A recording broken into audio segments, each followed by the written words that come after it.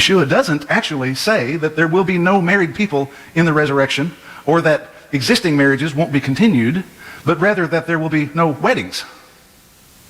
And some think that he may have been talking about weddings for levirate marriages only.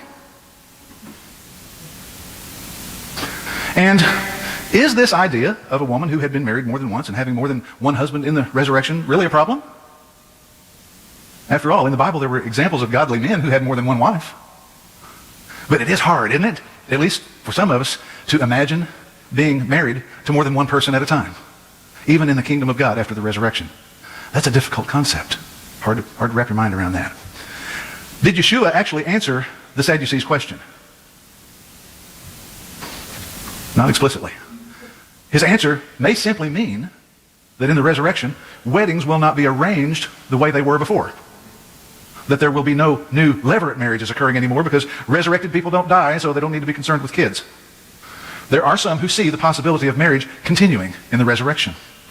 So this interpretation is not unheard of, and it may not be anti-scriptural if you think that Yeshua was talking only about levirate marriages. Not a normal marriage based on love, but rather a legal arrangement for the purpose of having children.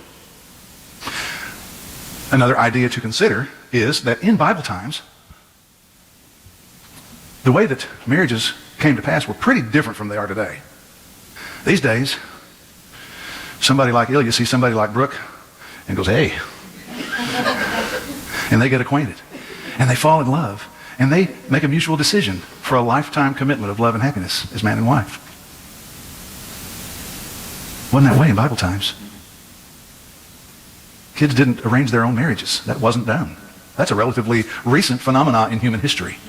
In Bible times, the father of the girl typically spotted a guy he thought would be good for his daughter. Or maybe the man came to the father.